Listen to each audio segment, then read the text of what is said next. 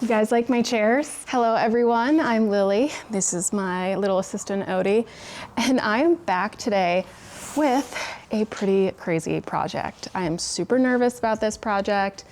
I have no idea what I'm doing, but we're just gonna jump in and kind of learn as we go. I got these two chairs on Facebook Marketplace for $200, including delivery. $100, $100. I have no idea if they are authentic. I know that they are vintage in some sort of capacity. They are a little wobbly, and I'm obsessed. I'm going to start off with this one. It might be authentic. I've posted it to my Facebook page. Some people have said it's authentic, some people haven't. It's missing 2 leveling feet.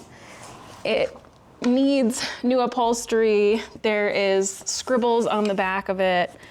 It's all scraped up. The leather has seen better days. There are no maker's marks on it. So I have really no idea if it's authentic. I have no idea what I'm doing. I especially have never worked with leather, let alone having to do any sort of like tufts on upholstery. So we're gonna do it together, try and figure it out. And then if I can do this, then maybe I'll move on to the yellow one. Because the yellow one, I do have some gut intuition that that one might be authentic. So I want to practice on this one first. It's definitely vintage. I just have no idea who manufactured it. Figure, why not? Let's give it a shot. So as you can see, the leather is all cracked, just kind of dirty. It's missing, see how it has a leveling foot there? It doesn't have one right here. I don't think this reclines at all. But you can see the back, the veneer, how it's all scraped up. Missing a screw right there. Lots of scribbles. It looks like a toddler may have found this chair. I will say, regardless of who manufactured it, it's a gorgeous chair. We all have to admit that. So let's talk my plans for this piece. I already ordered the leather for this chair. I have no idea what color it is. I ordered a whole hide, 2 to 3 ounce leather. I know nothing about leather, but I forget his username. I'll tag it. I watched a video that he did on an Eames style chair, and he said he got his leather from there. So I didn't want to spend too much money and mess it all up. And so on this website, they had a deals section, and the deals section, it was just kind of like an assortment, and some of them had imperfections and whatever. But instead of spending $300 for a whole hide, I paid $85. I bought 2 just in case. I mean, for all I know, they could be sending me leather that's like purple or has a whole bunch of holes in it and I can't even use it, or, you know, like the car leather that has like all like the little tiny like punctured holes, or I don't even know what that's called, for like airflow and stuff, which honestly would probably look pretty cool. If I had my choice, I'd probably pick like a weathered navy color to replace this leather, but I don't know, whatever. We'll see how it is.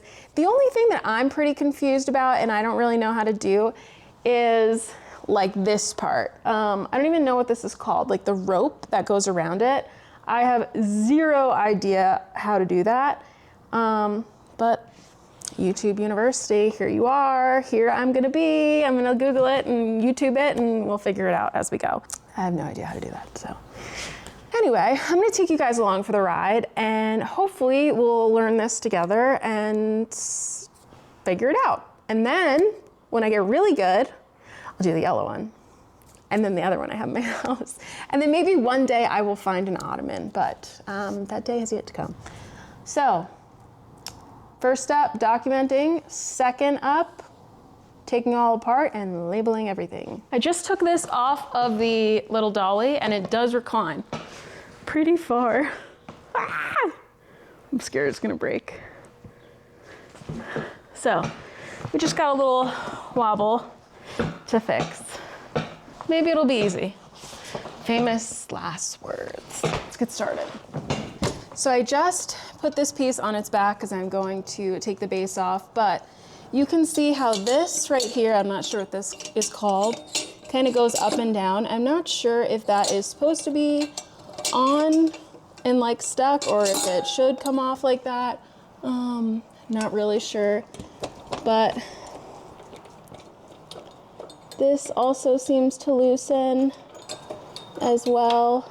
Not sure what that does either. So, oh, I guess that loosens or raises it? Okay. So that's how you could raise it, I guess. So maybe that can give us a clue onto who made this, but yeah, so let's take off this base and then we'll disassemble everything. Right on? So here's a better look at what I was saying, how this kind of comes off like that, and then this seems to be how you can adjust the height. Looks like maybe somebody tried to repair this at some point in time. I'm not sure. And we're putting all of our hardware in this little cup so we know where it came from. Here's a better look at the base. So we'll clean that up real well. And here is this plate it was on. So time to remove those. That's interesting. Looks like someone definitely tried to repair that. This is what came off. You can see like the Sharpie marks, and someone definitely cut that. That is not a professional cut. Looks like this maybe used to be original mounts. We also have this little hex nut or bolt or whatever here, so just unscrewing that because it's not coming out too hard. Definitely not original. So taking off these screws, that one, but for the life of me, I cannot figure out how to get these off. I have tried wedging like a flathead screwdriver. Obviously it didn't work, but I obviously don't want to mess up the veneer even more. So like, what the heck? How do I get these things off? So interestingly enough, one of these just fell out, and look, this is what it is. So I really have no idea how I'm supposed to get those off, unless I have to take off the shell and then access something. Okay, I think I may have figured it out. So I think if I just flip this over, this will come out. I think they hot glued the seat at the end. This just comes right out. And here's where they like Gorilla Glued it of some sort. Now here's what the inside of the bottom shell looks like without the seat cushion on it. So definitely someone tried to repair something at some point in time. And now I figured out that those screws on the back that are like covered are these guys. So I just have to undo those, and that's how those will come out.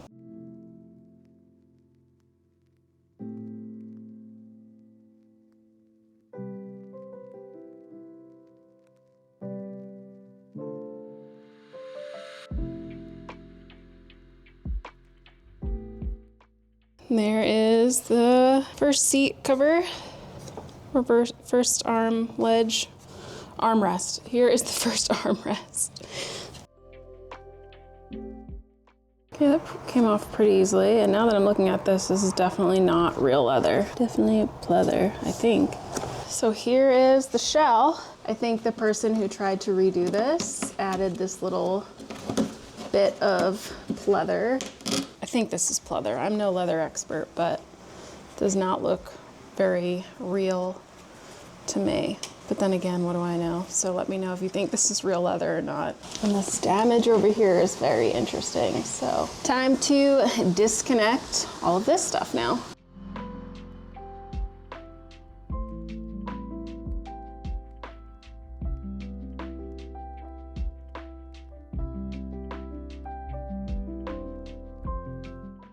Now, really one of the last steps is just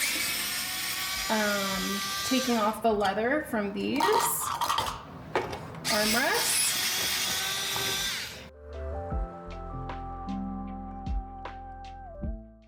Again, I cannot tell if this is original or not. I really don't think it is.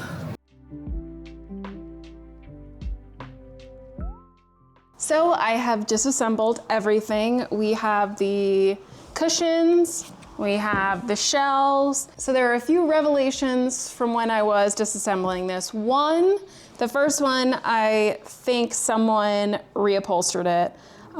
You could see like this hack job right here with the sewing. Not saying I'll do much better, but yeah, that's bad. And then it seems to be vinyl, not real leather. So there's that. Also, not sure what this was about. Almost looks like Gorilla Glue or hot glue. That's gonna be interesting to take off. It almost seems like they put in a few pieces of wood to kind of like create a support. So not really sure what's going on there, but we'll figure that out. So yeah, I'm pretty excited. I am still waiting on the mail. It's supposed to come today to see what color leather we are going to be replacing this with.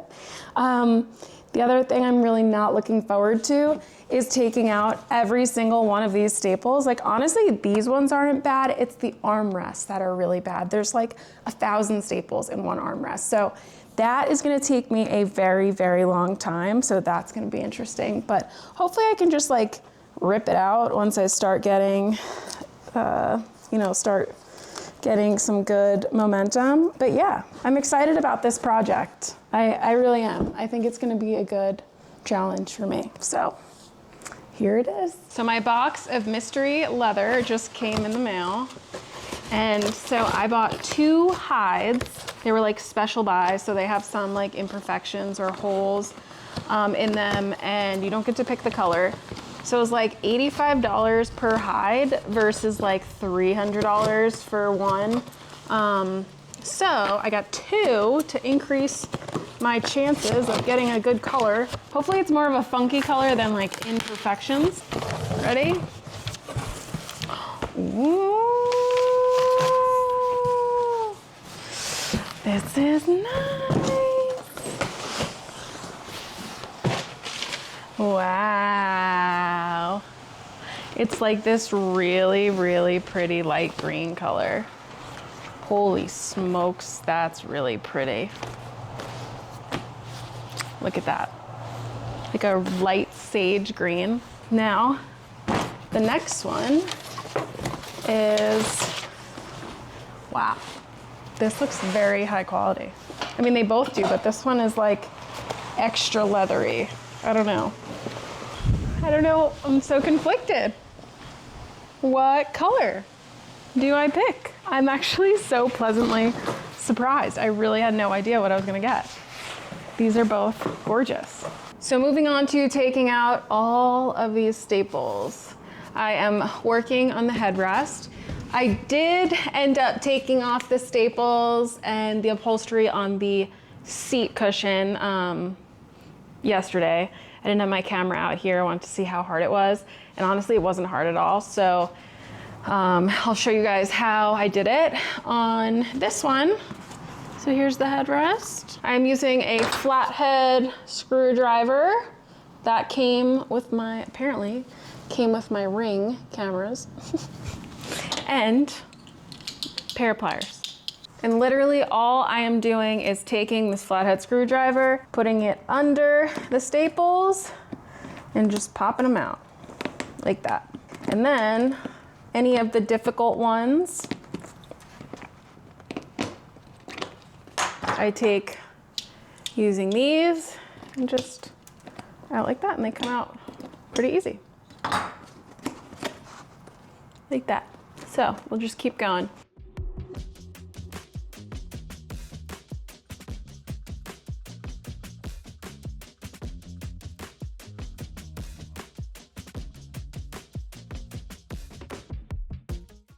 So I just took out all the staples on here, so this should come right off. But it won't, because if you see these strings right here, those are what hold in the tuft buttons. Tuffing, whatever, the buttons. So what I'm going to do is take out these staples, and then that should allow me to get the button right out. So these ones are definitely a little bit harder to get out. And this string that they use is very interesting. It almost feels like a candle wick.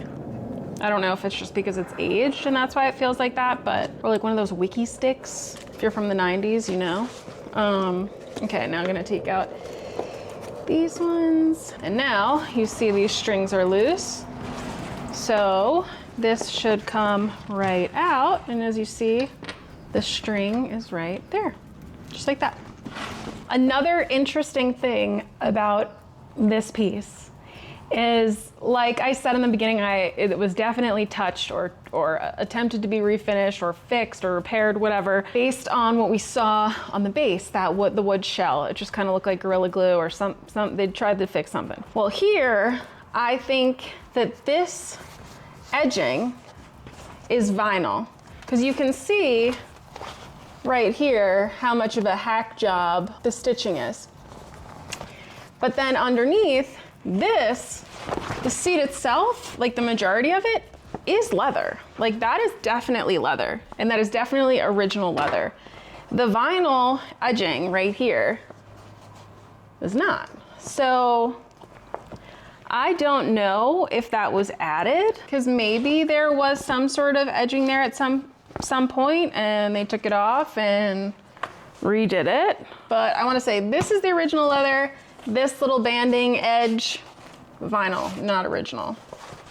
But at least we have the 2 buttons here. And here is the foam. So we'll keep the foam.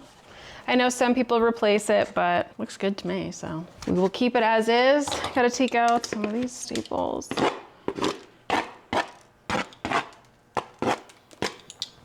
So yeah, headrest is done. And we are going to save all of these pieces. 1, because you're not just gonna throw out leather. And then 2, we are going to trace the new leather with these. And that's how we'll kind of make our pattern to reupholster.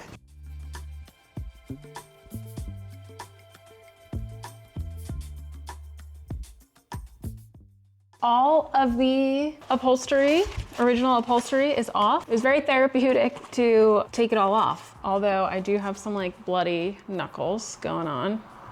So that was pretty easy. So many staples, so many. I'm gonna be finding these around my workshop forever, even though I've tried to clean up pretty consistently after each piece, but that definitely went faster than expected, which is never how it goes. These are all my staples. It doesn't look like that many, but it was a lot. So next, I think I'm gonna start sanding the shells. This is going way faster than I had anticipated, so that's exciting. Yeah, so I might start sanding the shells. Let's do that. So I am going to start off with this middle shell. And I am using 180 grit. This is attached to dust extractor, so nobody come for me about the whole mask thing, okay? Very expensive dust extractor at that too.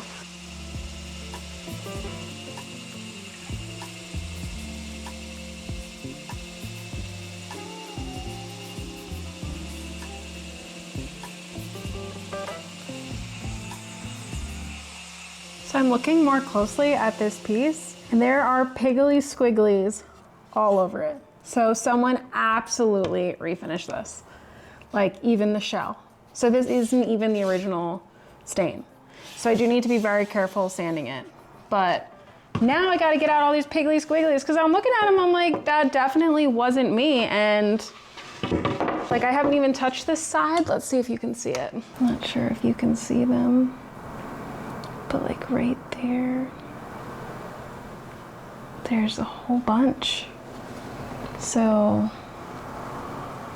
yeah, who knows when this occurred, but now I do need to be extra careful when sanding all of this, because we already know the veneer is thinner than it should be, because it was clearly sanded before, so we'll be careful. So it took me forever, but I got most of the piggly squigglies out. I am going to take some mineral spirits on a shop rag and just wipe it down and kind of see what the color is going to look like once I seal it up. And also to help clean off any of the dust. I definitely expected it to have more of like a deep walnut color versus like this oak color. So there is that. It's a new day. I am back out in the garage working on the headrest, and then I'm gonna do the seat. And it is so crazy the more that I work on this, how many squiggles are like on here. I don't know how I didn't notice this when I first picked up the piece. I think maybe because I was focused on the leather, and I mean, I guess they did a good enough job that it kind of looked authentic from afar, but authentic as in original, not refinished. But man, it looks like they hit this with like 80 grit or something, because I don't know if you can see on the camera, but it is pretty bad. So having to sand this with 180 grit, it's taking me forever. And then I also need to buff out all of the little piggly squigglies. So that's taking a little bit longer. But on a positive note, all 3 of my doggies came to visit me in the workshop this morning. Usually I don't have all 3. 1, 2, 3. Can you guys say hi? Can you guys all say hi? Hi, Yodi. Hi, Tuckle. Hi, Tuckle. Hi, Odie. Say hi, Mimi. Mimi's busy protecting. And just keep grinding, and then we'll have to decide if I stain or not. To stain or not to stain. And then seal it. And then upholstery. I'm really excited. Nervous, but excited about the upholstery because it's so out of my norm. But let's keep sanding. Just finished sanding the headrest, and I added some mineral spirits and just wiped it down. So that is gonna take a little bit to dry, but it looks pretty good. What do you think? Now, last piece that I have is the seat. Dun, dun, dun. This hot mess. So what I'm thinking this person did was use some sort of epoxy. It almost looks like they took a sheet of something and tried to melt it. But it looks like they put a piece of wood right there as a support of some sort, and then took some, I don't know what this is. It's either glue, epoxy, something. It almost seems like it could peel off, but I don't know. So it's gonna be interesting to get that off. I have no problem if I'm able to kind of like cut this off and add new veneer. I don't really know what to do. It's also hidden by the base. So do I just kind of clean it up and then just put it back on because whatever they did fixed it structurally and it's structurally sound, so do I even want to mess with it? So I'm just gonna sand maybe around it a little bit, see what happens, and go from there. But I will say sanding these like curved panels are way more fatiguing than just like sanding a dresser drawer. I don't know, it's like rocking back and forth and like having to stabilize my hand, and then like the grip of like the curved edges and like holding the sander. I don't know, but my hands and wrists feel much more fatigued than normal, which is kind of weird. So onto this piece. Let's see how it goes. So one last look at this repair before I start sanding. Lots of scratches, so let's fix it up. So I sanded most of the outer shell, but now I'm going to focus on sanding this. I am going to use 120 grit, just see how that does. I may have to go a little bit higher, but again, I don't want to go crazy, so we'll start with 120 and see what happens. I am gonna wear my goggles for this one, just in case any of this, whatever it is, pops back at me. So we don't want that. So it almost looks like there's like this little netting underneath it, and they used that and then put glue on top of it. don't know what this is, to be honest. Maybe one of you guys will help me, but there is a staple stuck right here, which I don't know if I'm gonna be able to get out. Let's see. Got that. Cool. Keep sanding.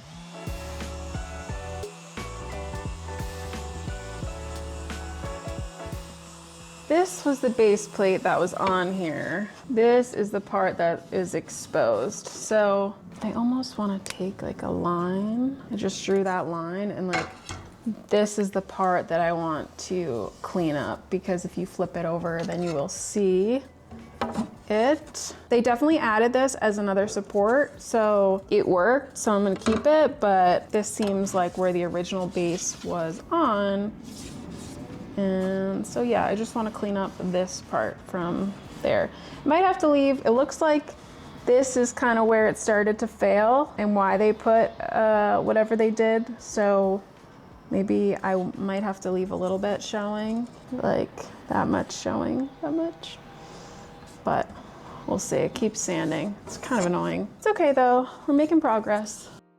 So everything is sanded. I did the best I could here. It will cover up a good chunk, so there won't be as much visible, whatever that is, showing. Now I'm going to wipe with some mineral spirits. So I finished sanding this entire seat. This was the last shell that I had. I sanded as much as I could, so most of this won't be visible when I put that metal plate back on. I did sand with 120 grit for this bottom shell, and then I did go back over it with 180. So using some mineral spirits to just kind of wipe it down. These marks right here are from the seat, so those will be hidden like the base. There are a few scratches on here, which I'm not too concerned about because it's the base, and then also I have no idea how thin this veneer is after being refinished once before and then again by me, so I'm really not trying to push it too much. It's still pretty gorgeous, and there's like one chunk right here I might try and fill, but overall I think I'm just gonna kind of leave as is because I don't want to do too much. The first coat of polyurethane dried. Now I'm going to lightly sand it. I have these little flexible sanding pads for my surf prep. That's what they're made for. There's no grit on them. It just is fine. So I'm going to hand sand in the direction of the grain just to kind of reduce any roughness from the polyurethane.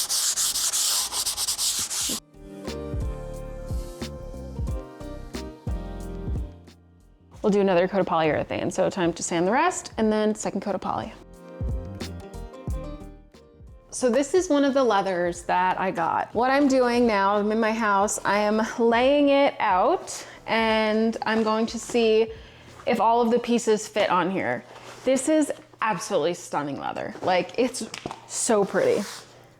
But I really like the thunk of the other color, like the green. So let's just see if this fits, and then I'll do the same thing to the other one and then kind of make a decision. So it is a whole hide. There's a thing here, it says made in Italy, Consiera Giadore. So this says it's 37.3 square feet. Now, these are all of the pieces. I do need a little bit of extra around each piece because they do curve, and then also to make up for oopsies, because I always make those. So I definitely have more than enough room for sure. Okay, that's good. I am going to need some long, like slivers, which I guess I could do from this section, and that would be to do all of this like banding. There's that. Okay, so this is an option. So now let's try the other one. Now, the green one, this one says it's 48 square feet, so it's definitely bigger than the other one. Well, I feel like I am definitely gonna have enough for this one, for sure. There are a few blemishes, like right here, over here, there's a hole, so we'll have to plan like accordingly. I am so conflicted. One of the things that I have to do in order to trace all of the upholstery correctly is take off this banded edge. I still don't know what it's called. I should probably Google it, but this kind of like roping edge right there. So I need to take that off so that I can measure how much I need of the leather before I cut everything out. So what I've been doing is taking this blade that is my husband's that I can't figure out how to close, should also Google that, and just kind of ripping the seams. I am not a sewer, so I don't really have a seam cutter, but just ripping the threads just like that comes off pretty easily.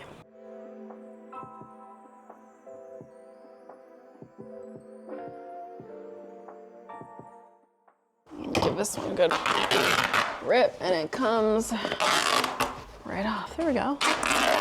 Now I will be able to trace this leather a little bit easier, and then also the length of this rope thingamajig, which I should, to do it correctly, tear all of this open as well and measure it.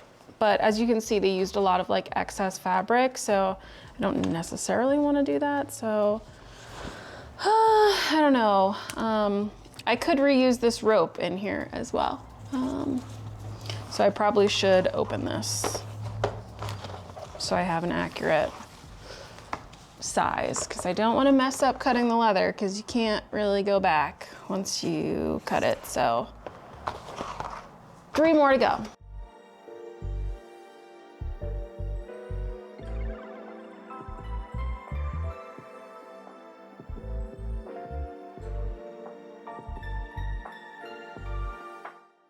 So here we go. I'm going to lay out all of this leather and see if all of the pieces fit. So let's see. So for these strips, what I think I'll do is I'll measure the length and I will measure the width, and then I will kind of draw the line that way instead of trying to trace this because they're all a little wonky. So I have those 3 pieces. I have the seats, the armrest, so I should be pretty good on like having enough. I do think it's gonna be smart to cut everything with as close as possible. So if I do mess something up, I could like maybe have like reserve a chunk for my mess ups. So I'm gonna try and do that. Let's start tracing. I'm a little scared. So I just measured the longest kind of like trim piece, and it's 90 inches. So what I'm going to do is use this very crappy tailor chalk and draw a straight line that is 90 inches long so that I can cut it. Okay, so I'm going to start.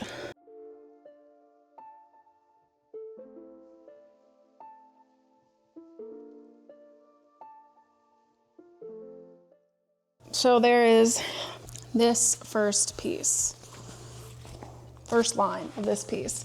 Now this is about, let's see how thick this is, 2.5 inches. So I'm probably gonna, I honestly think 2.5 inches is fine with.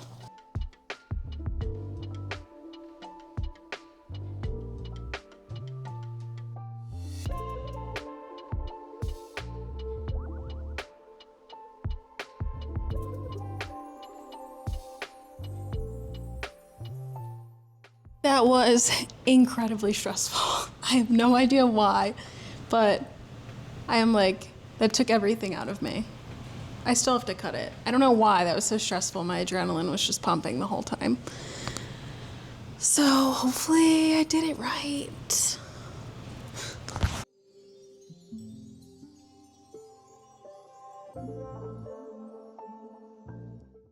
So it's a new day. I went to go make these final last 2 cuts. This one is the seat and this one is the backrest. And as I went to go make the cut, I noticed this little hole right there. I'm not sure how I missed that. when I was tracing everything out.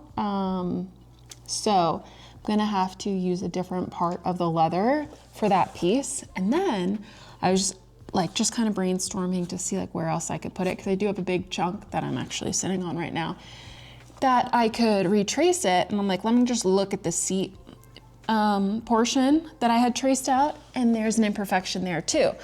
Which, it's no surprise that there are imperfections, because I did buy special buy leather, which is basically, it comes with imperfections. That's why it's like a third of the price. This one is kind of hard to see, right? Like you can't really see it from afar, but it's right here.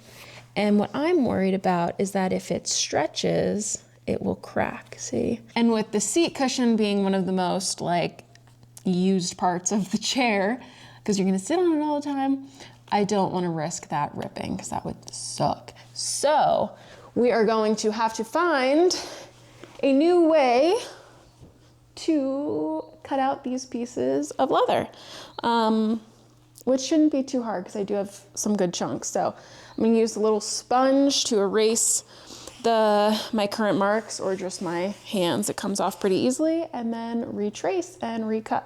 So round 2, attempt 2. So I got everything cut. I have lots of scraps in case I make a big oopsie. Like this whole piece right here is scrap, and I have some other scraps folded from the cutting I did yesterday. This will be good for the buttons that I need to do. So I just ordered a cover button kit, so I need to do those once those come in. And I also need to find a glue to, when I take those little ropes that came out of the binding or edging or whatever that is around the cushions, so I can put that back in the leather strips that I did, and then fold them over, and they'll stay kind of together with the glue. So I'm gonna order that as well. And yeah, my upholstery gun comes today, and we should be in business. So I am going to fix this little patch right here. And how I'm gonna do it is take a piece of painter's tape and place it right over the area. I'm gonna take a pen, just kind of, or my finger, rub it in, and then I'm going to draw an outline of the indent. And trace it. Try to get it as closely as possible. Take this off. So you can kind of see, it looks pretty similar. And now I have this veneer. This is walnut veneer. I don't have whatever wood type this is, unfortunately. So we'll just have to do a little bit of color matching. But I'm gonna take a piece of this, and this already has adhesive on the back, so it needs to be heated up.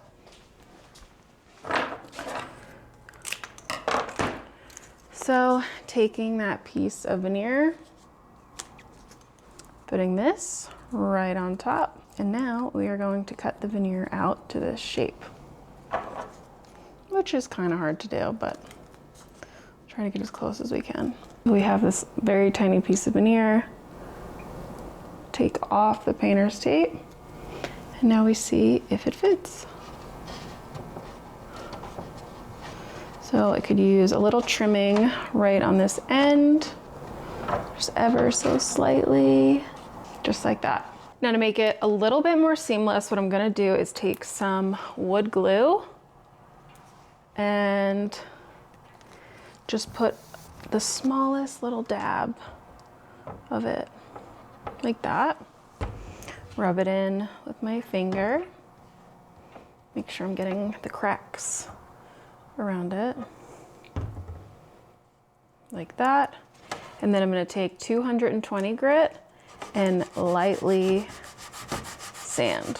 Now this sawdust from me sanding mixed with the glue is going to kind of create its own little wood filler to match, and hopefully make it a little bit more seamless.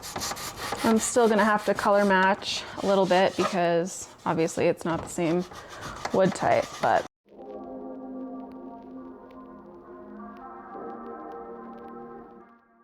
But wow, look at that. Look at that. Ooh, this is nice. Pretty good, gotta toot my own horn, look at that. So I am going to apply top coat to the headrest shell. I'm using Minwax oil-based polyurethane because I love this stuff. It's really easy to apply, really user-friendly, but also I would normally on a really expensive, high quality piece like this, I would normally do lacquer, but I feel like my application process that I have with lacquer, like I'm limited to aerosol cans. I don't have like the fancy pressure spray setup, maybe one day. But I feel like with the setup that I have, I can't give or create a durable finish with lacquer the way that I can with oil-based polyurethane. I know I'm gonna get some, you know, hate or heat or whatever about using this, but it's so durable, so user-friendly. I love the finish that it gives, and I just really think that is the best option for this project, because if I do end up keeping it, I need something durable with the menace of a child that I have. So yeah, I'm just gonna apply one coat now. We'll let it dry, sand lightly, and then apply another few coats after that. So here we go.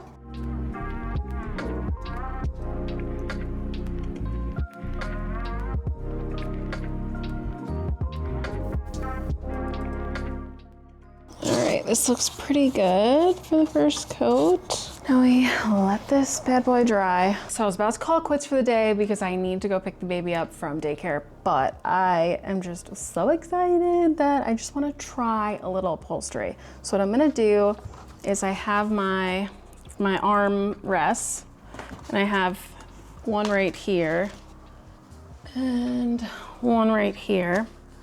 I got one of these in the mail. And honestly, it's quite terrifying. I hooked it up to my air compressor, which is also terrifying.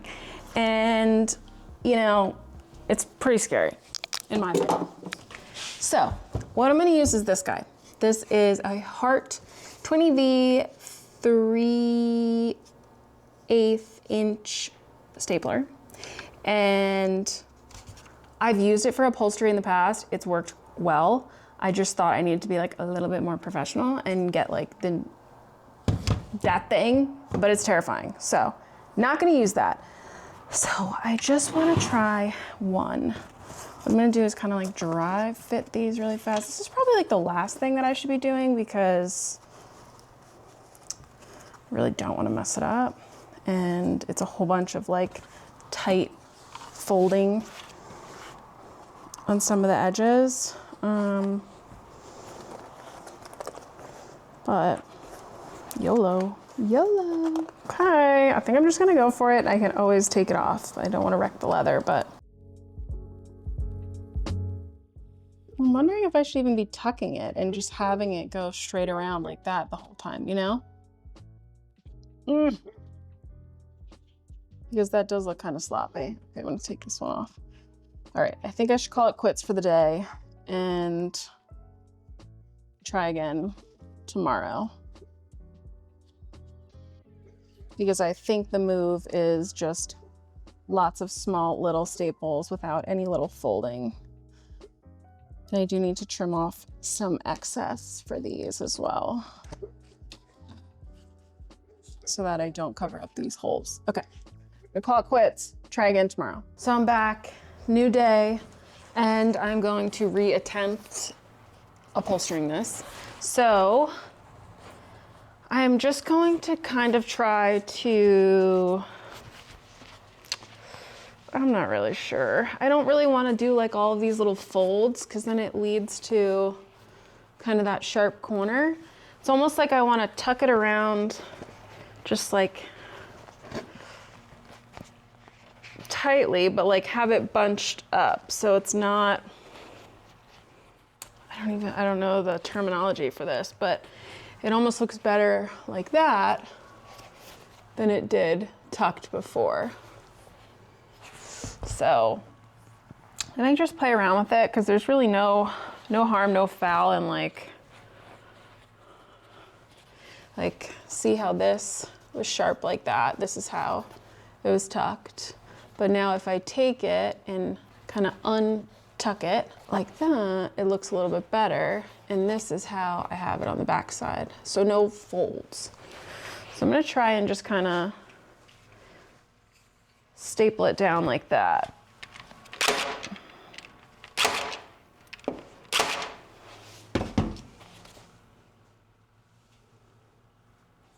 And that's how I did it.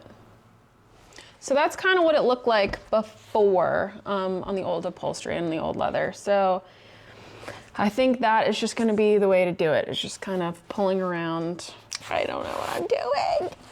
Let's just go for it, because we can always unstaple, restaple, and it's better to practice on these where I have lots of scrap leather that I can cut more arms or armrest sized pieces if I totally screw this up.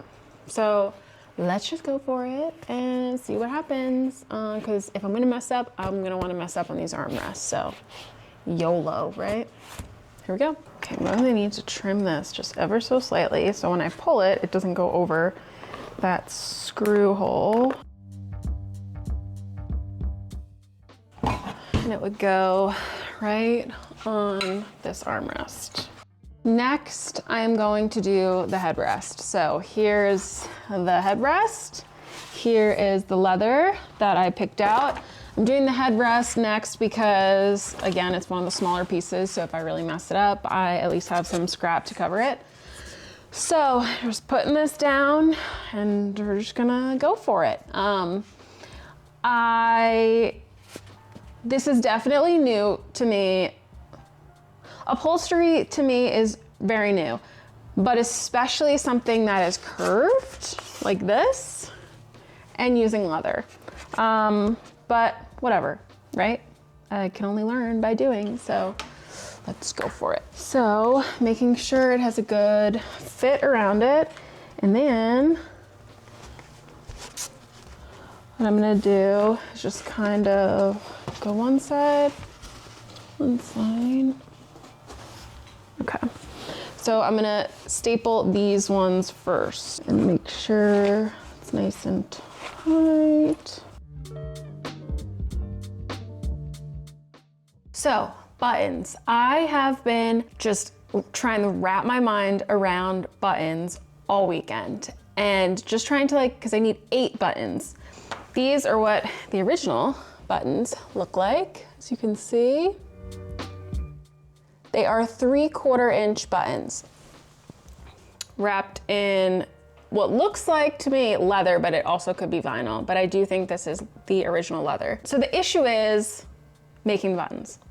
I got this kit online. This is a 3/4 inch button, cover button kit. I got 2 of them because I need 8 buttons. I have my leather here. And I've been trying to just make one casually all weekend, just at my kitchen table, just trying to troubleshoot it. And it was impossible because the leather is so thick. So I was starting to stress out and I called our local upholsterer. He was like, yeah, you can't make buttons out of leather. And I was like, I don't believe that, but okay. I mean, he's the expert, but he's like, I can do it for you, but you won't get them back for a few weeks. And what I would have to do is get matching vinyl, so vinyl that matches this leather, and use that. And I was like, okay, good luck matching this color leather. And so, anyway, I messaged Crystal Frederick from the Frederick House on Instagram. If you don't follow her, you should. She's an incredible upholsterer. And she was like, well, it's really hard to do. You're gonna have to thin out the leather or find, vinyl that matches this. And then another issue is that if I am somehow able to do it, then when I pull, so this is what I'd wrap the leather on, and then this is the part that pulls through, that you'd pull the string through. And she's like, the other issue is that when you go and pull, it through, that it pops off. And so that's another issue. So she offered to do them for me, but I'm really gonna try to do it myself because I feel like that's important for me to do it by myself so I can show you guys. But worst case scenario, I am gonna send them to her. So what this kit comes with is on the back, it has a button pattern. It has like a little circle. I bought 2 of these. So I already cut out the circle and it is right here. So what I'm gonna do is take a pen and on the back of the leather, draw my circle. So I have my circle and now I'm going to cut it out. Now here is my circle. So what Crystal said to do is to thin out the leather. So she said to use a razor blade. I have a utility knife. So what I've been doing is just kind of putting it on the edge of something and just kind of thinning out the edge of this fabric. I almost thought about sanding it, like taking my sander to this, but maybe the next attempt. Now this fabric is 2 to 3 millimeters. I'm not sure what like a standard fabric is width-wise, or thickness-wise. So I thinned out the leather, and then here is my, what is this called? The mold.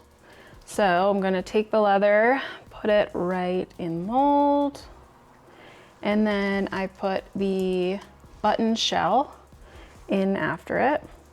Try to center everything as best I can. And then this is the button pusher it comes with. And I push this down to get the leather and the shell in there. And then this is the result. So this is the easy part. So I am just going to trim this just very slightly. We don't want to trim it too much because then I can't really tuck it in. And what I have seemed to find helps a little bit is if I make little cuts on the leather like this around it, it helps me like tuck it in easier. I don't know if it actually helps, but I think it does so far. Now I've been kind of pushing in the leather like that, and I'm going to use a flathead screwdriver and just kind of push in the leather even more. So I don't know if this actually helps at all, but it makes me feel like it does. Okay.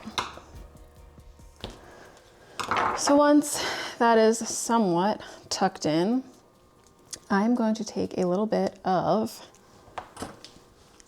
E6000.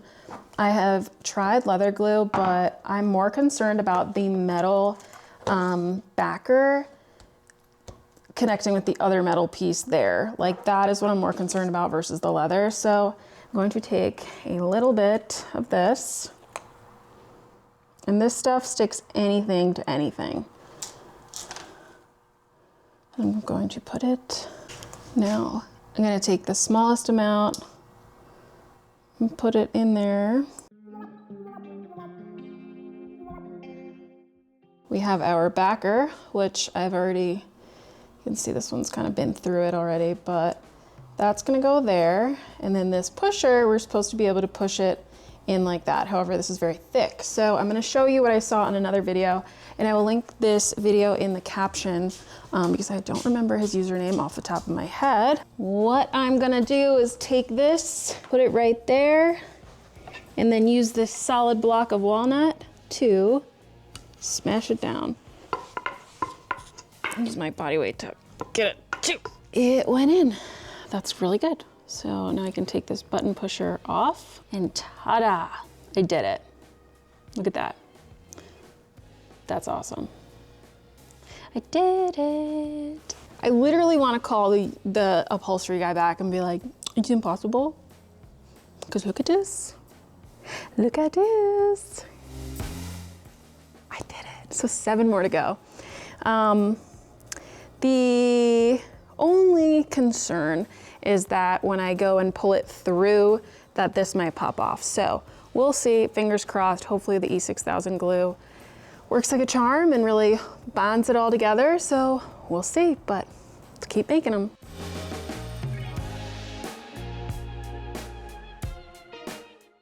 So after 3 days of working, I have 8 buttons. 3 days of buttons.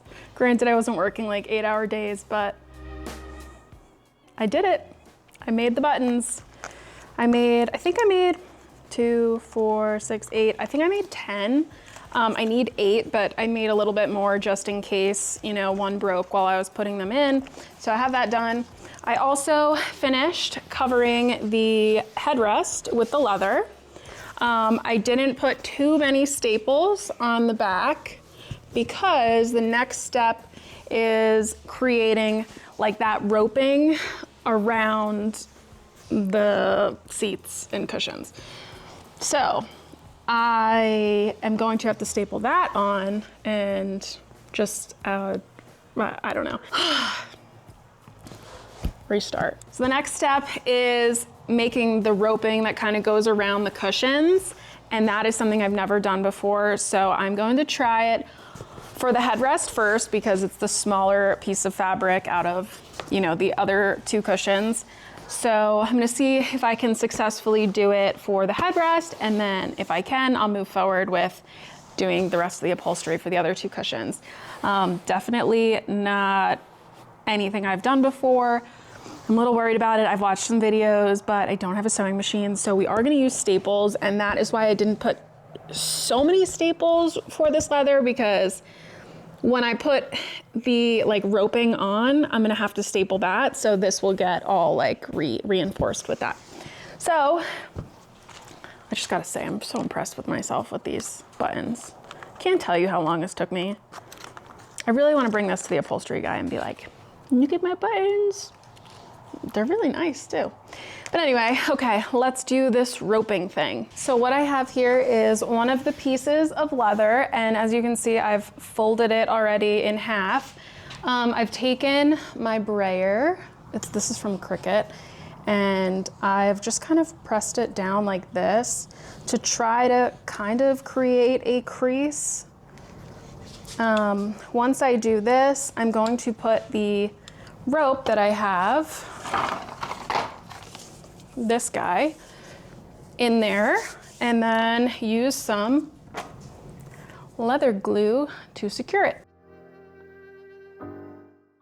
Okay, here we go. I'm really nervous about this, using some leather glue.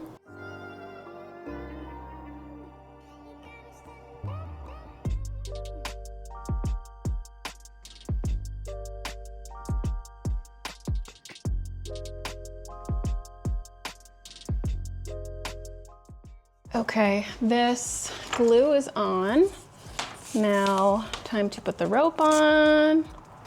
Hope I'm doing this right, because I don't really have rope to replace this. And just kind of putting it in the middle. And then we are going to fold over. Put a little bit. Okay, and I want to make sure that I'm not getting like extra fabric, like right there. That's kind of loose. Don't want that. Oh, this is so nerve-wracking.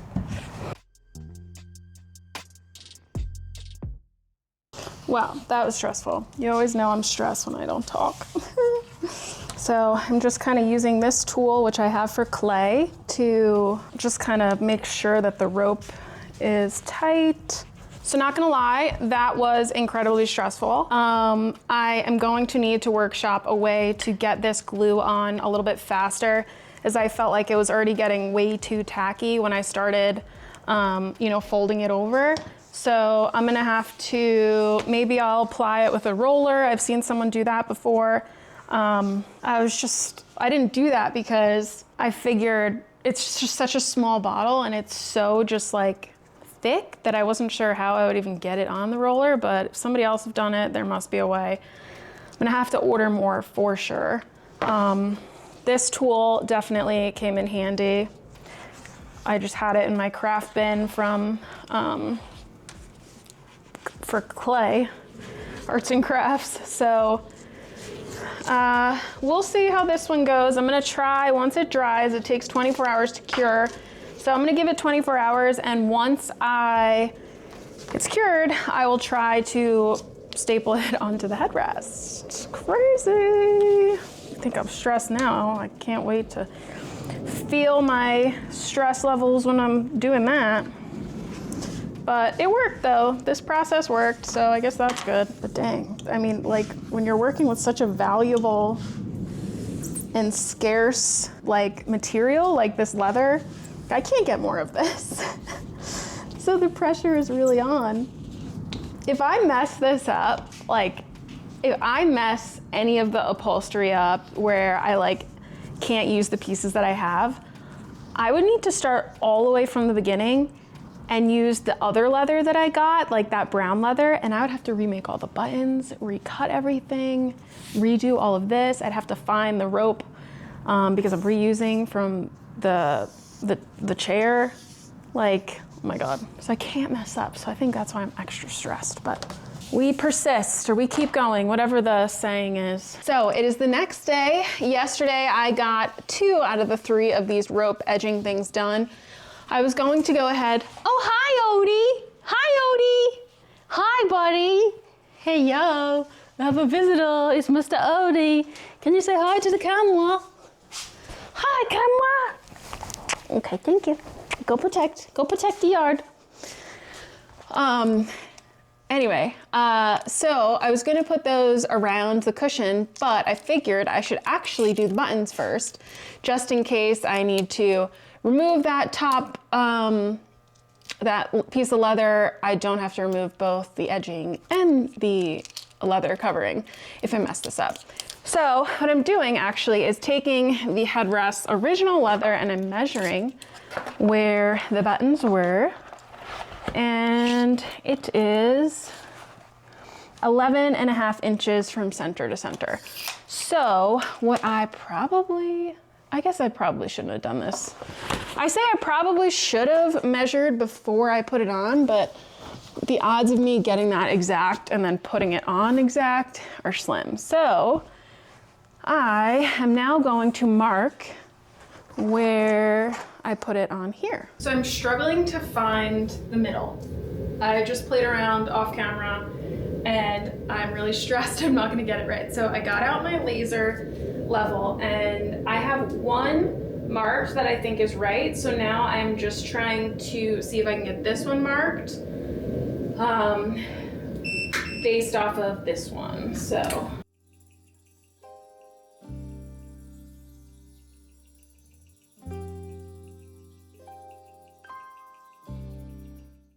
this is the thick needle that I'm going to use to puncture. This is the string that I have. It is not as thick as the one that it came with, but I'm thinking I'm going to reuse these thick ones on the seat and not on the head because they'll get the most action, I guess. So what I'm going to do is take my string and fold it in half. I'm gonna take the loop and I'm going to put that through the eye of the button, which is kind of caked with glue, so. Put that loop through there, and then we are going to take these ends and put them through the loop like this. And now we have a nice little knot like that on there. Now I'll take these 2 ends, which obviously didn't do that evenly. Put these through the eye of the needle like this, and then that we will puncture right there in a second. So now I'm going to poke it through here and hope it goes through the foam on the back. What I can do is hook through this foam and see.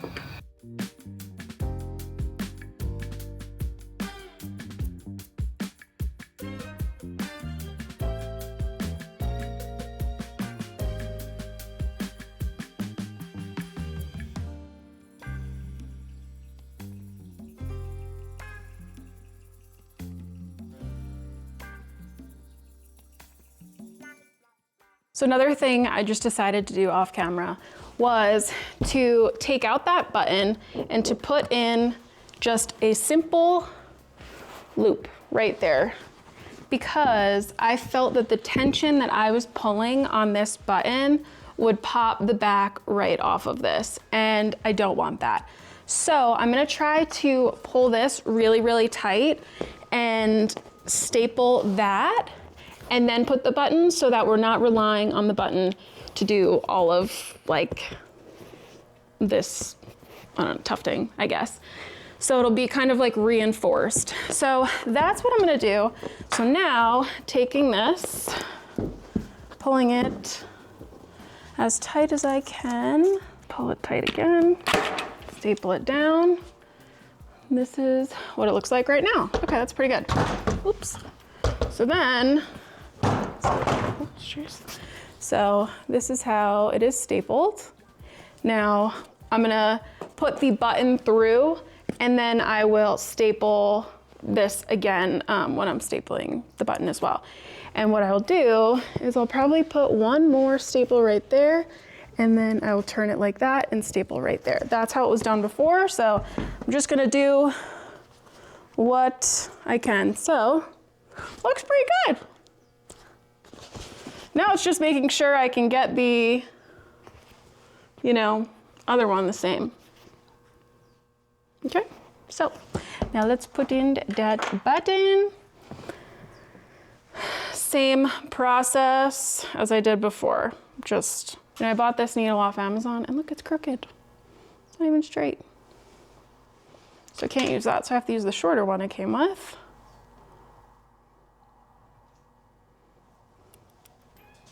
Put it right through the original hole. Make sure it's good on the other side, yep. And then we're still gonna pull this tight too. And this one, I might go in a different direction. Probably overdoing it, but I think having such a thin, fabric, or, oh my gosh, I can't speak. Having such a thin string is my lymphac, so I'd say I'm pretty happy with that. Time to do the other one now. So I have the buttons on, looks pretty good. I'm gonna toot my own horn there. Now I'm going to try to put on this roping. I've already kind of like dry fit it, and look how pretty that is. It's really pretty. So I was kind of curious to where these would connect. I went back in my footage, and it seems like they connected at the bottom, in the middle, right here. So I'm going to trim this and this, because there's no rope on these ones. And I think what I'm gonna do is start right here, just so that I know, because I'm just worried about how it's gonna look when I overlap it. I can trim that and have it right there. I think I'll just start there and see what happens. So I need to staple it so that I know where, so I need to staple it so it's like that. So almost that, like this ledge that I've created sits on the wood frame. So here we go, let's give it a shot. I'm gonna do this pretty slowly.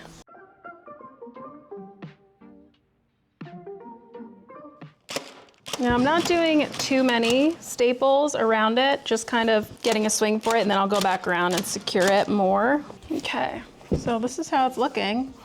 Pretty good, if I can do my own horn, toot toot. Wow.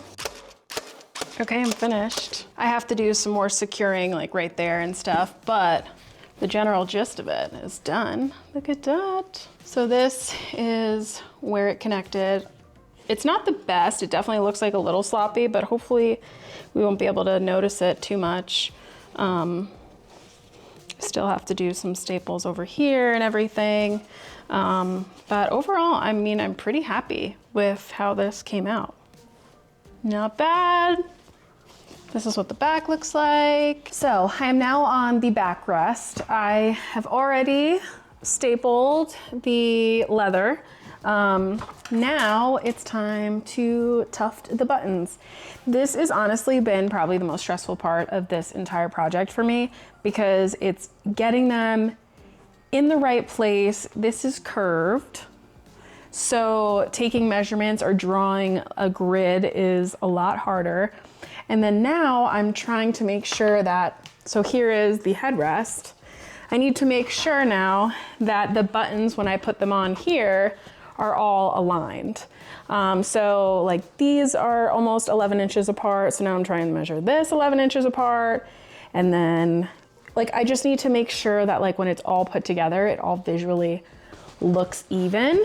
And measuring for me is not really, I'm not really great at measuring. So I have marked out some little chalk marks, and it does help that these holes are in the back of the seat, because this is where the needle comes through and where I'll staple the yarn or the string like you saw me do to the headrest. It's really just making sure that I get it right. And I'm a little nervous because obviously I don't want to put an unnecessary hole in the leather. So I'm pretty confident about this one right here. So I already strung my button. I'm reusing the string from the original buttons. So this string is thicker, so thicker than the ones I did on the headrest. And I'm sure I can get this through. I think I'm just gonna go for it. I feel confident on this spot, and then I think once I have this one in, I'll be able to kind of eyeball that one a little bit better. So, brought that one through. This is where it is on the piece. Okay, now before I tighten this, let's see what it looks like compared to this. Damn, I could maybe move it over just slightly. Fudge. All right, it's coming back out. We gotta re-thread this guy. I'm gonna move it over just slightly, which sucks, but I want it to look perfect. Dang. It's gonna have to stay there regardless if it's the right spot or not. Now, time to staple this bad boy. I'm using this to pull it as tight as possible. And then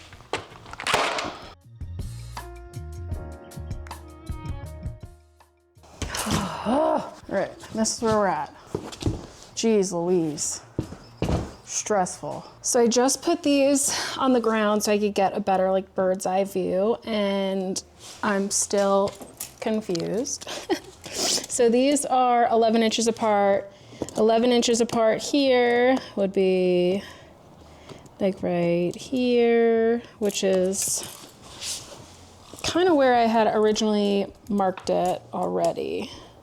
Just want to make sure I'm getting it straight. This is what makes the most sense to me, is if it's right there.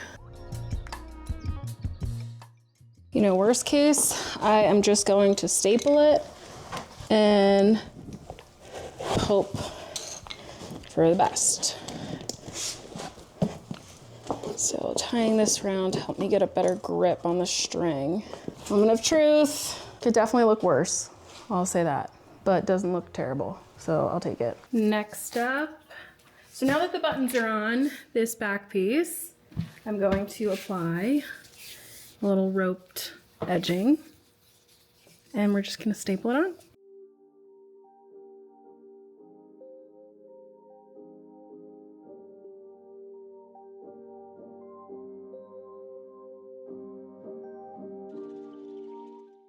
So now we're on to the last cushion, the seat.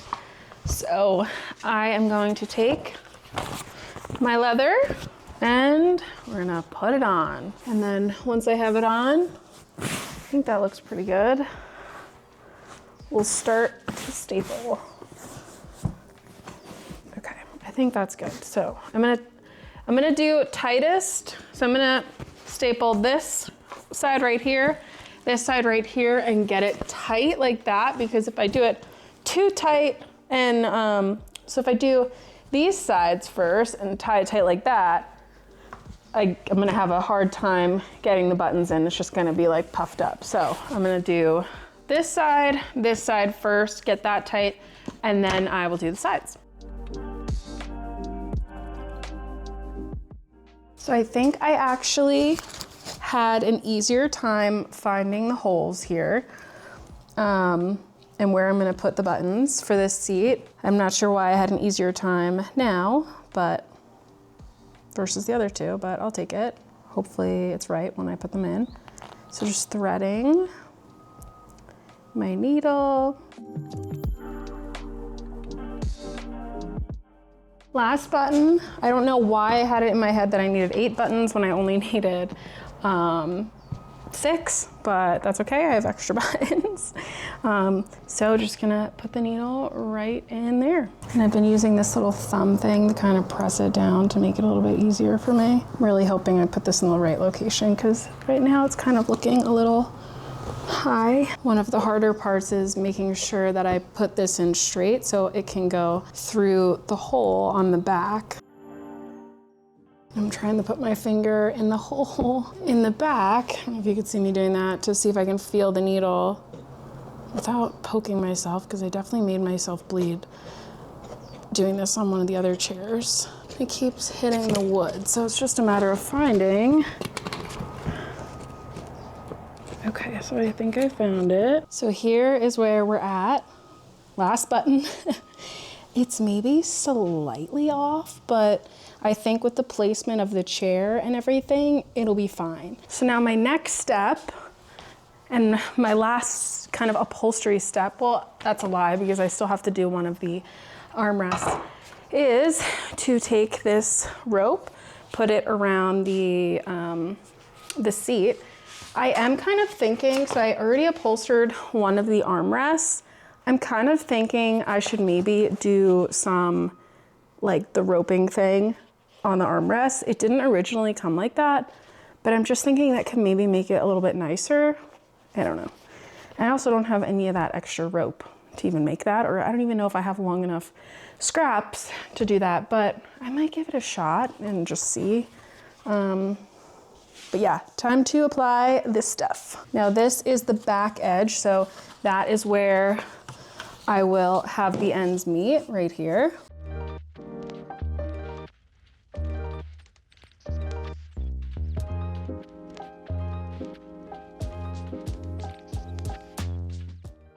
So I'm totally adding that extra step to my list of things to do. I went and took these armchair covers that I had, put the leather on, and I screwed it in to here, and I just felt that this looked really sloppy. Like, honestly, I don't remember what it looked like before. It couldn't have looked any better, but I just kind of want to hide that. So what I'm gonna try to do, because I do have some excess leather, is I'm going to take this rope that I have from a previous project that seems to be like the same kind of diameter as the rope that I'd used on the other cushions. And I already measured using a flexible tape measure around the armrest. I got 31 inches, but I should double check, shouldn't I? Yeah, so with a little bit extra, 31. So I'm going to cut, I need to do 2 because I have 2 armrests. 31 inches long, and I'm going to do, I can't remember what I did width-wise for the other ones, but I think I'll be safe with 2 inches. So I'm gonna do 31 inches long, 2 inches wide, times 2. All right, so I have my 2 strips. I am going to, well, I don't know why one looks larger than the other. But anyway, I'm gonna cut them out, and then I'm going to have to use my leather glue again, put this rope in there, and make our new little edges. I might just do one first, see how it looks around the armrest, and then before I waste all that time and supplies on the second one, but let's cut this and give it a shot. Okay, I did 1 strip, worked pretty well with that yarn, or whatever it is, rope. So I'm not sure. I'm not sure if I should do this or not. I can always add it later on. This wouldn't be a hard thing to add, but it's kind of hard to do it without stapling it and getting it to stay. But I mean, you kind of get the point, or the gist. So So I don't know, what do I do? Maybe I'll just make the other rope just in case. And then kind of decide, maybe do one, and then once I have the whole chair assembled, kind of go that way. So I don't know. But I probably should make the other rope just while I have all the supplies out. Okay. Okay, I'm not gonna film this part because you've seen enough of me making leather rope thingamajigs. So here we go. First, I wanna take some WD-40 and just spray it right here to kind of help this stuff work a little bit better. Then I am taking just this little wet rag and I'm just using that to kind of clean the dust off the inside of here because there's like bajillion years of dust and whatever else, dirt, grime.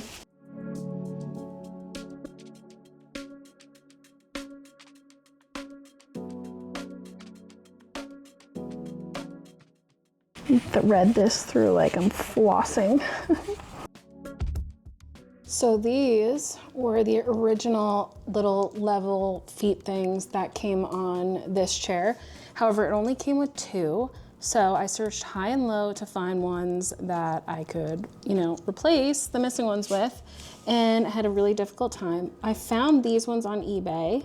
I have 16 of them. However, this screw is just slightly more skinnier than the original, so it kind of poses an issue. It does go in all the way, like it does go in.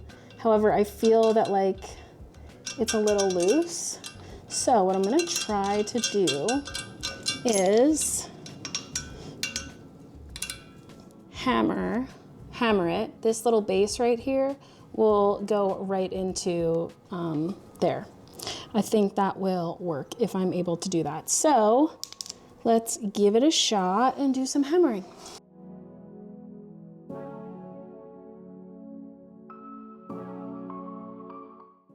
Not going in as well as I thought. So I found a better way. Put these right over this, like this, and we hammer. That one's in. All right, time to do 2 more. So one of the things that I kind of had an issue with finding a replacement for were these screws. Anyway, these screws are what connected the shell, or like, I guess the upholstery shell, to like the shell of the chair. And also this is what connected the armrests. Also the same screw that I had difficulty removing at first because I didn't realize there was like a little hex bolt on the other end keeping it on.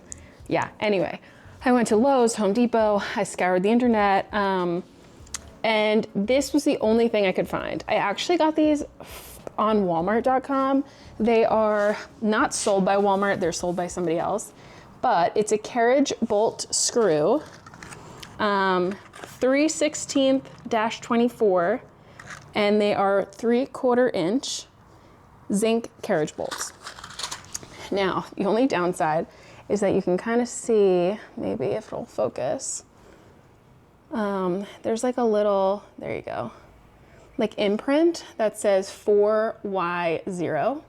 So hopefully you're not gonna be able to see that, but this is literally the only thing I could find that would replace these screws. Such a pain. So we are going to spray paint these black because they need to be black like the originals.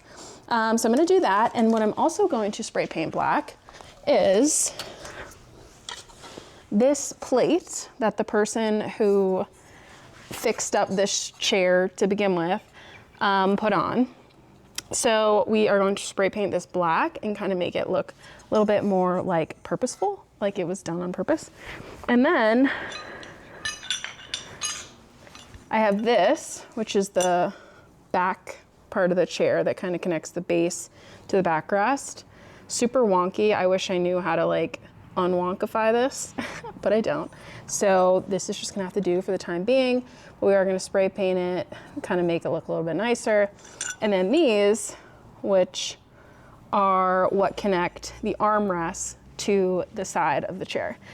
So I'm gonna spray paint these. I've already cleaned them up a little bit, but for spray paint, I'm using Rust-Oleum 2X Ultra Cover Paint and Primer Semi-Gloss Black. Also binds to plastic. Fast drying indoor outdoor metal, wood, plastic, and more. So, gonna do this and hopefully make it all look a little bit nice. And what I also might do as well is spray paint some of the old screws as well, just so they all kind of look cohesive. Fix them up a little bit. So let's do it. I'm taking the little screws and I am just kind of putting them in a piece of cardboard, and this will make it easier for me to spray paint these.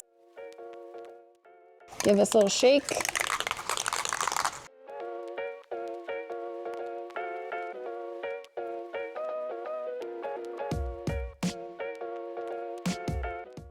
Starting to put the chair back together with this little plate. I have my little carriage bolt that I spray painted.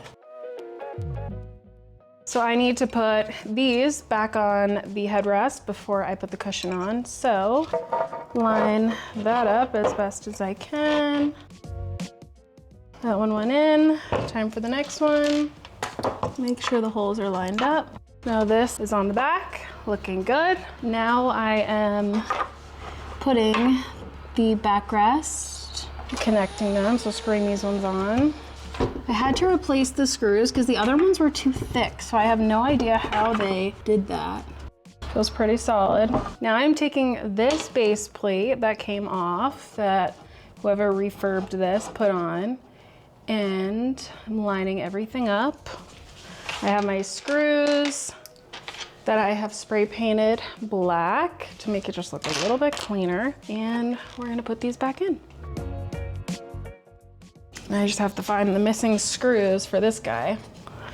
These two. Now screwing on the base. Okay, base is on. I'm going to try to see if I can install this.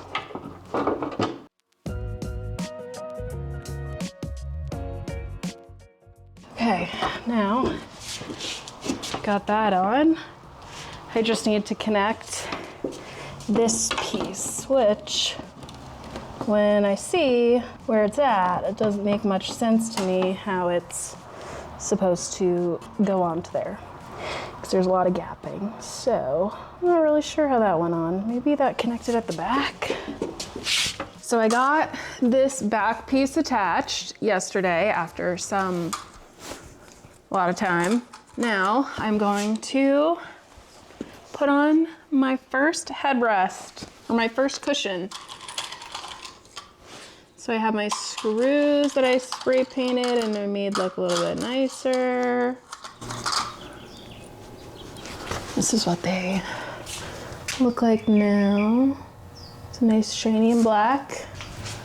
And here we go.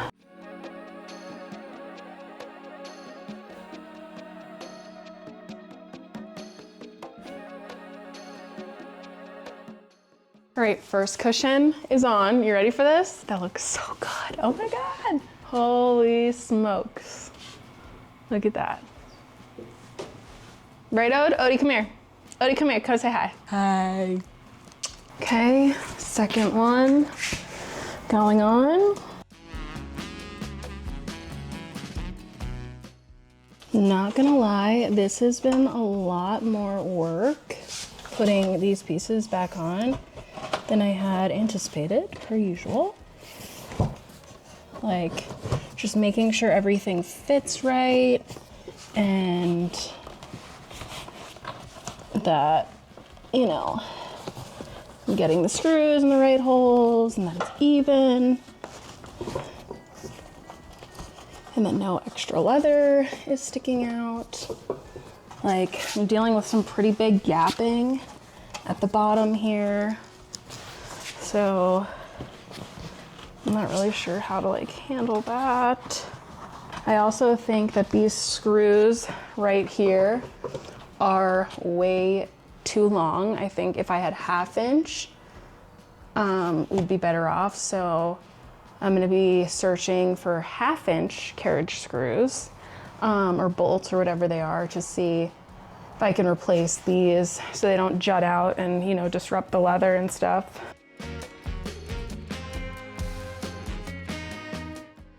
Time to install my little armrests. As you can see, I opted to not put the little rope detailing around it, whatever it's called. I'm just gonna see how it looks without it and then kind of go from there. Okay, let's see if I can get this little screwdriver to work. Oh my gosh, even that, it might be too. Well, I didn't think this one through, so if you're me, if you're doing this, install the armrest prior to installing the seat. That was my bad. I'm gonna need to see if I can find like one of those ones that are like on an angle somewhere in my house.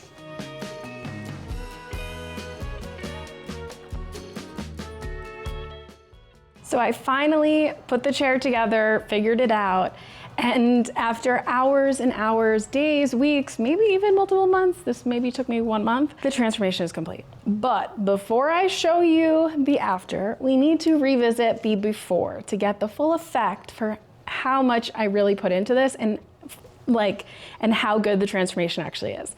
So as a reminder, here's the before. It was wonky, wobbly, there were buttons missing, the leather color was ugly, it was uneven, there were feet missing, buttons missing, ripped leather. The shell was like DIY'd, covered in piggly squigglies from someone trying to refinish it. It had questionable repairs and it just needed work. And I did the work and now I am pleased to show you the after. You have to admit this transformation is crazy. So let's debrief. This chair was so out of my comfort zone, like using leather, upholstery, doing upholstery on like a curved surface, 3 curved surfaces, the mechanics of the chair, doing the piping for the edging, like putting it all back together.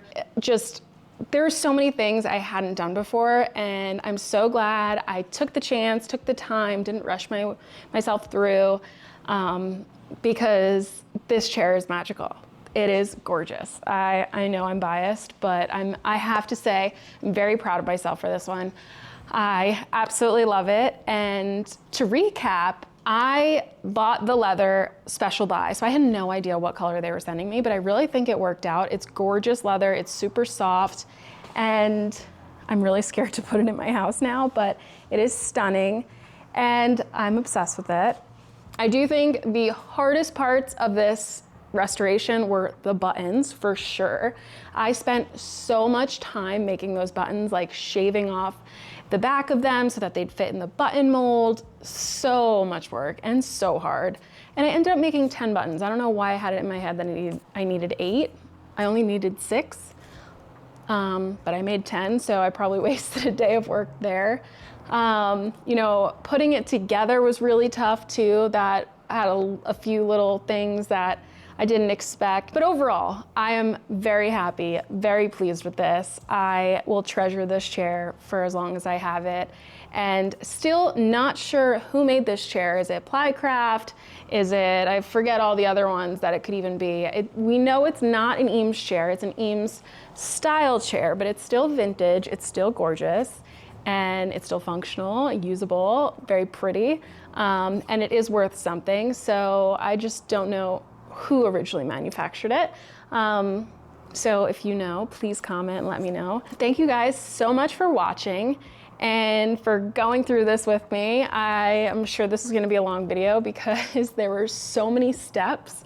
I'm like overwhelmed just gonna with all the footage that I have because it took me so long and there were so many steps and trial and error and mess ups and all of that. So thank you for watching. Hopefully you learned something too, learned something with me because I definitely learned a lot, that's for sure. And I for sure am never gonna make leather buttons ever again. Well, I probably will because I'm gonna do another one of these chairs actually. So anyway, thank you for watching. Please like, share, subscribe, anything and everything that YouTube allows you to do, because that allows me to keep creating free content. I hope you enjoyed this. I sure did, and I will be enjoying this chair forever. And also let me know, like, if I were to sell this, what would I list it at? I don't think I'm going to, because I'm obsessed with it, but just to recall, I also have a yellow one, and I also have another one in my house. I also only paid $100 for this whole thing. And if you want a price breakdown of all the materials that, you know, I put into this cost-wise, I can definitely do that too. So let me know if you're interested in that. But wow, I'm just gonna be here staring at this chair for a very long time, admiring my hard work. Thanks guys, bye.